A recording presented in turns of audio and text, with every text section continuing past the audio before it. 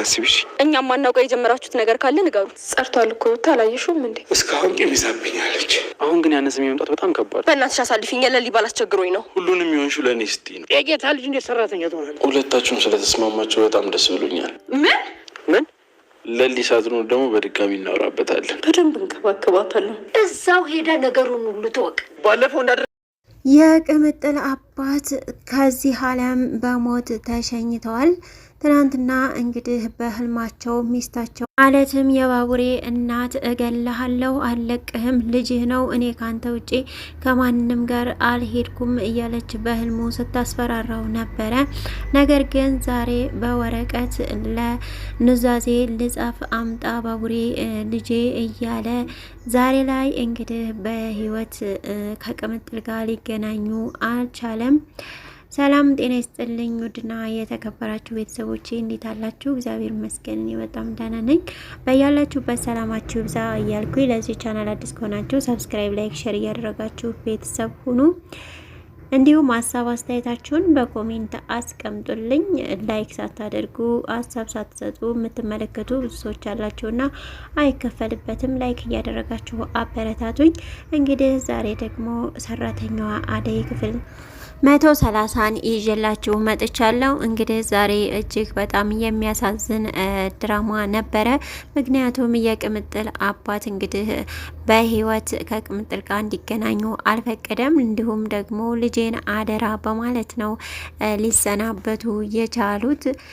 ቅምጥል እንግዲህ ኪንጎን ተከትላ ገጠር መሄዷ ይታወቃል። የቅምጥል አባት ደግሞ አደራ በማለት ለለሊና እንዲሁም ደግሞ ለአደይ ነበረ አደራ ሰጥታ የሄደችው። የቅምጥልም አባት ልጄ ልጄ እያሉ በጣም ነውና የሚወዷት። እንደ በረከት እንኳ ጥርጣሬ ስለሌለባቸው በሙሉ ልቡ ያመናት ቅምጥልን ስለነበረ ዛሬ ላይ እንግዲህ እንዲገናኙ ፈጣሪ አልፈቀደም። ደስ የሚለው ነገር ግን ሁሉም ነገር እንግዲህ በይቅርታ ፈተውት ይቅርታ ጠይቆ ነው ሊያልፍ እየቻለው። ይሄ እጅግ በጣም ጥሩ ነው። የባቡሬም እናት እንግዲህ ወደ ራሷ ተመልሳ ለሊ ባደረገቻላት እርዳታ ለውዛን ቀያይራ በጣም ጥሩ ሰው ሆና እንዲሁም ደግሞ ያለ የሌለውን ሚስጥር ለለሊ አጋርታታለች። በረከት ወደ አባቱ ጋር ሄዶ በነበረ ሰዓት ልጄ በማለት ጠርቶት ነበረ። እውነት ያንተ ልጅ ነኝ ወይ በማለት ጠይቆ ነበረ። አዎ እኔ እንደ ልጄ አድርጌ ነው ያሳደግኩ፣ እንደ ልጄም ነው የምወድህ፣ ተቅምጥል ለይቼ አላየህም በማለት ተናግሯል። በመጨረሻም እንግዲህ ልጁ እንደሆነ አምኗል። ከምንም በላይ ደግሞ ቅምጥል እህቴ እንደሆነች ሳቅ እጅግ በጣም ደስ ብሎኛል በማለት ነበረ በረከትም እየተናገረው። በረከትም እንግዲህ እኔ ካንተ ጋር ብዙ ጊዜ ማሳለፍ እፈልጋለሁ፣ አሁን መሞት የለብህም በማለት ነው የተናገረው። የቅምጥልም አባት እንግዲህ እስኪ ወረቀትና እስክሪብቶ ስጠኝ፣ ንዛዜ መናዘዝ አለብኝ፣ ልጄን አደራ በማለት ነበረ እንግዲህ በስጋት ሊናዘዙ እየቻሉት። እንግዲህ ያው የፈሩት ነገር ሆኖ ከዚህ ዓለም በሞት ተለይተዋል። ደስ የሚለው ነገር እናት ግን ማንጣና ይቅርታ ልጠይቃት በማለት በረከትን አዞት ነበረ። በረከትም ውጭውን ፈልጎ ሲያጣት ወደ ለሊ ቤት በመሄድ ለሊ ቤት ልብሷን ቀያይራ ጥሩ እናት ሆና ነበረ ጽድት ብላ እየጠበቀችው።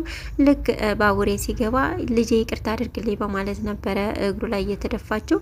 ባቡሬ ግን ለእኔ ብለሽ ነው ይህን ሁሉ ነገር ያደረግሽው፣ የተገጠጥሽው፣ የተገፋሽው፣ የታማሽው፣ ሴትነትሽን ክብርሽን ዝቅ ያደረግሽው እኔን ለማሳደግ ነው እና እኔ ነኝ የልጅነት ግዴታዬን ያልተወጣ ጣውት ስለዚህ እባክሽን ማየ እኔን ነኝ ይቅርታ ማለት ጠይቅ ያለብኝ እንጂ ምንም አላጠፋሽም በማለት ተናግሯል።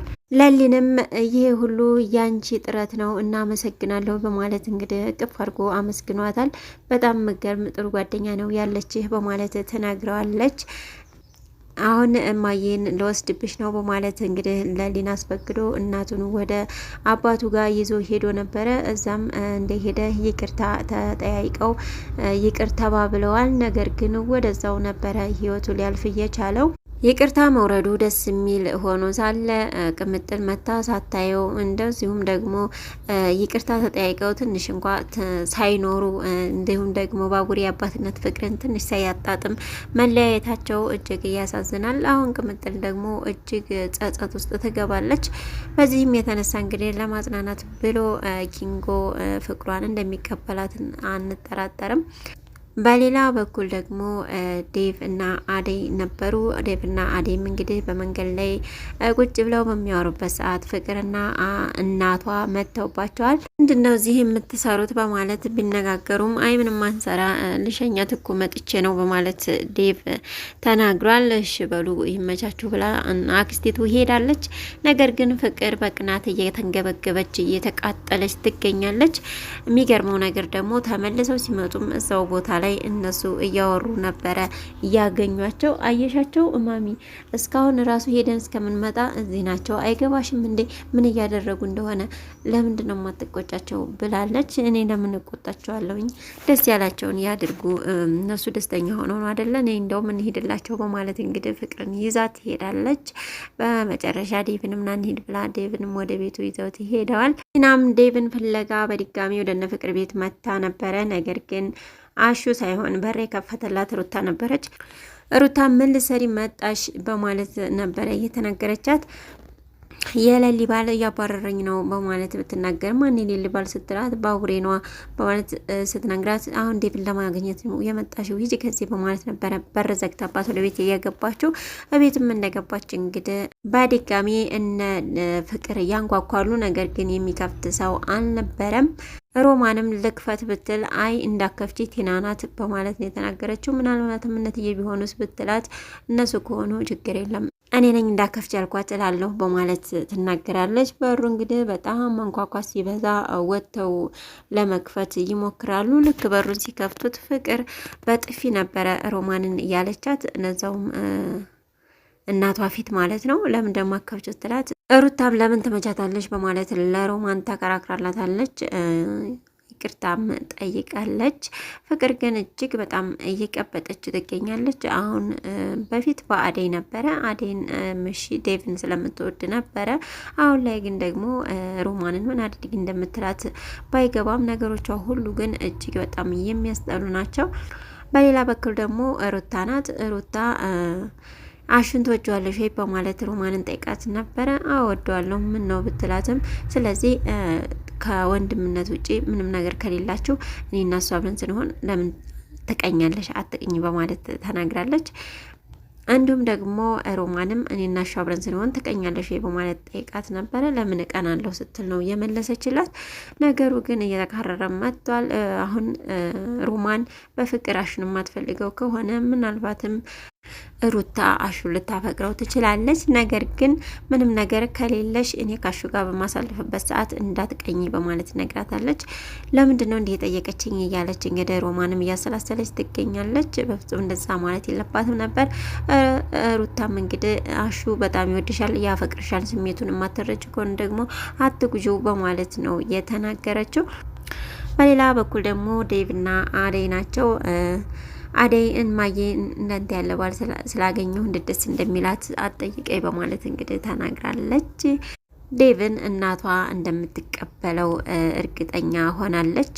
ነገር ግን አባቷ ለቅምጥል ባሳዩት ፊት የሚሆናትን እዚሁ እኔ ድራት ነበረ ተደና ቤቷ ወጥታ ለደና ባል እንዳልድራት እዛ ሄደች፣ እዚሁ ነው የሚሻለች ነው ይበሏት በማለት እንግዲህ መልእክት ልከዋል። የአደይ አባት ማለት ነው። ምክንያቱም ዴቭ አሁን ሽማግሌ ቢሊክ የአደይ እናት እሺ ልትል ትችላለች። አባቷ ግን በፍጹም እሺ የሚሉ አይመስልም። ዴቭ የኔ ቤተሰቦች እሺ ይላሉ አይሉም እያለ ውጥረት ላይ ቢሆንም ነገር ግን ደግሞ የአደይም አባት ጥያቄ ውስጥ ይከታል። እንግዲህ ፍቅራቸው በሰላም ወደ ትዳር እንዲያመራ ምኞታችን ነው።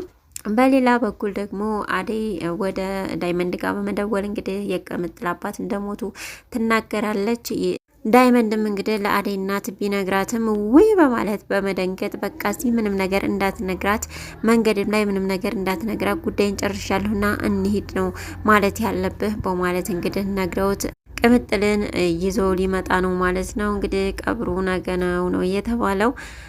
ሌላው ደግሞ አዴና ለሊ ወደ እነ ባቡሬ ቤት ሄደው ነበረ። ምክንያቱም ባቡሬ ለለሊ ደውሎ ነግሯት ነበረ። ልክ ሲሄዱ የባቡሬ እናት እያለች በትልቁ እያለቀሰች እንዲሁም ደግሞ ባቡሬ በድንጋጤ ውጭ ላይ ቆሞ ልክ እነሱን ሲያየ በለጠ ውድቅ ነበረ እያለው ሜዳ ላይ። ምክንያቱም እንግዲህ ቅርታ ልክ ሲወርድ እጅግ በጣም ተደስተው ነበረ። ታባቴ ጋር ላይፍ አሳልፋለሁ በማለት እናቱም ደግሞ እንደ ጤነኛ ሆና ወደ ራሷ ተመልሳ ብዙ ላይፍን ለማሳለፍ ምኞትና እቅድ ቢኖረውም ነገር ግን እግዚአብሔር አልፈቀደም። የዛሬው ቪዲዮ እንግዲህ ይህን ይመስል ነበረ። በቀጣይ ቪዲዮ እስከምንገናኝ ቸር ቆዩልኝ። ሰናበታችኋለሁ። ሰላም ለሀገራችን፣ ሰላም ለሕዝባችን። ለቻናሉ ዲስኮናችሁ ሰብስክራይብ፣ ላይክ፣ ሼር ያደረጋችሁ ቤተሰቡ